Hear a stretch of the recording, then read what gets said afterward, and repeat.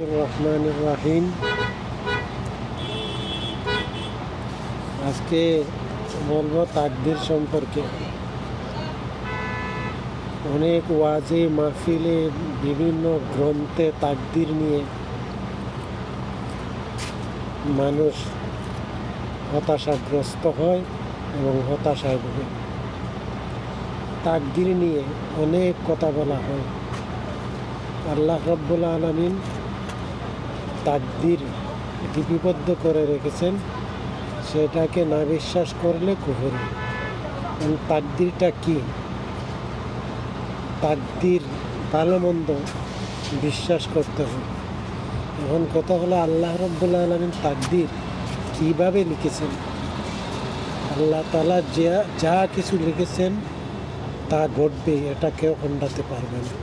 এটাই হলো তাকদীর। তাকদীর মূলত হচ্ছে, আল্লাহ তাআলা দুই প্রকার তাকদীর লিখেছেন। একটা হলো যে আল্লাহ তাআলা কোনো পরিবর্তন করেন না। যেমন আল্লাহ তাআলা কোরআনে কারিমে বলেন, ওয়ালান তাজিদা লিসুন্নাতিল্লাহি তাবদিলা।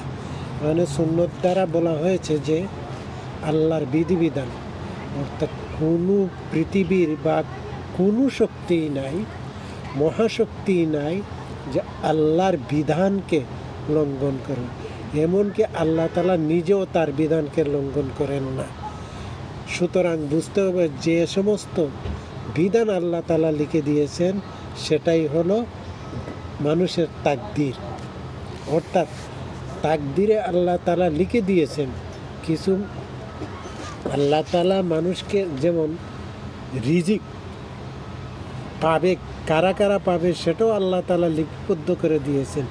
এখন যেমন মরিয়ম আলাইহিস সালাম যখন গর্ভবতী ছিলেন, আল্লাহ তাআলা ইচ্ছে করলে মরিয়ম আলাইহিস সালামকে খানা দিতে পারতেন, কিন্তু মরিয়ম আলাইহিস সালাম সেই সময় খাজুর বাগানে ছিলেন।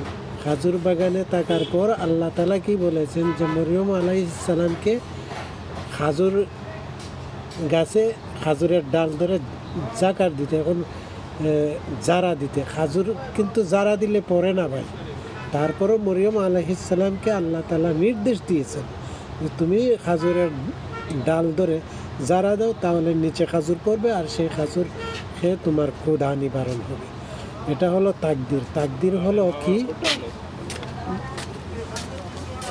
দুনিয়ার রিজিক তালাশের তাকদীর হলো আল্লাহ তাআলা সমানভাবে পৃথিবীতে রিজিক দিয়েছেন। যে উপার্জন করবে সে রিজিক পাবে, যে যত বেশি উপার্জন করতে পারবে সে বেশি পাবে। কিন্তু তার মধ্যে বিধান হলো সঠিক উপার্জন করা, সঠিকভাবে। মানে ইসলামী পরিভাষায় বলা হয় হালালভাবে উপার্জন করা। যারা হালালভাবে উপার্জন করবে রিজিক, তারা জান্নাতে যাবে, আর যারা হারামভাবে উপার্জন করবে তারা জাহান্নামে যাবে। এটাই হলো আল্লাহ তাআলার তাকদীর লিপিবদ্ধ। অর্থাৎ রিজিক আমি দিয়েছি, যে যত বেশি উপার্জন করবে সে তত বেশি পাবে, মানে পরিশ্রম করবে সে তত পাবে। কখনো কখনো পরিশ্রম মানুষ বেশি করে কিন্তু পায় কম। এর কারণ হলো তার পরিশ্রমটা হচ্ছে ব্যর্থ পরিশ্রম। এখন ব্যর্থ পরিশ্রম করলে তো তুমি কম পাবেই। আল্লাহ তাআলার নিয়ম মেনে যদি তুমি উপার্জন না করো তাহলে কিন্তু উপার্জন কম পাবে।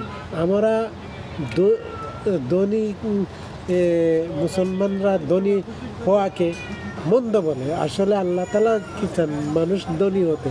কাফেরদেরকে আল্লাহ তাআলা গরিব রাখতে চান, ফকির মিসকিন করে রাখতে চান। কিন্তু আমরা মুসলমানরা মনে করি যে কাফেরদেরকে আল্লাহ তাআলা কেন ধনী বানিয়েছেন? না, কাফেরদেরকে আল্লাহ তাআলা ধনী বানান না, বরং তারা আল্লাহ তাআলার বিধি ও মোতাবেক উপার্জন করছে, এই জন্য তারা বেশি পেয়েছে। যেমন দুনিয়াতে কাফেররা যদি আল্লাহ তাআলার কাছে চায় আল্লাহ তাআলা দিবেন, আল্লাহ তাআলা না বলেন না দিবেন না। সুতরাং সে আল্লাহ তাআলার কাছে হয়তো এমন কিছু চেয়েছে, তার কুফরি হালতেই এমন কিছু চেয়েছে যা আল্লাহ তাআলার কাছে মনে হয়েছে যে সে বিধান লঙ্ঘন করেনি, সুতরাং আল্লাহ তাআলা তাকে দিয়েছে। ঠিক তেমনি মুসলিমদের ব্যাপারেও আল্লাহ তাআলার বিধান লঙ্ঘন করে যদি কোনো কিছু চাওয়া হয় আল্লাহ তাআলা কিন্তু দিবেন না। তেমনি মা বাবার দোয়া, মা বাবার বদদোয়া, আল্লাহর বিধান ছাড়া কোনো কিছুই গ্রহণযোগ্য হবে না। আর আল্লাহর বিধান কেউ পরিবর্তন করতে পারবে না, এটাই হচ্ছে তাকদীর। বুঝলেন? তাকদীর এটা নয় যে আমি যা করলাম তাই তাকদীর হয়ে গেছে, না না না না, আল্লাহর বিধান মতে চলাটাই হচ্ছে তাকদীর। আর আল্লাহর বিধান ছাড়া চললে জাহান্নামে অবধারিত। আর আল্লাহ তাআলা বলেছেন তাকদীর। তাকদীর সম্পর্কে ইমাম আবু হানিফার কথা আছে, বড় বড় স্কলারের কথা আছে, কিন্তু আমি বড় ওদের সাথে যেতে চাই না। আমি শুধু অতটুকু বলছি যে তাকদীর হলো আল্লাহর বিধান। আল্লাহ যা লিপিবদ্ধ করেছেন তা ঘটবে। আর ঘটার মধ্যে আমরা মানুষ যারা আছি তারা আল্লাহর বিধান ফলো করে কাজ করতে হবে, আমাদের জন্য তাকদীর এটাই।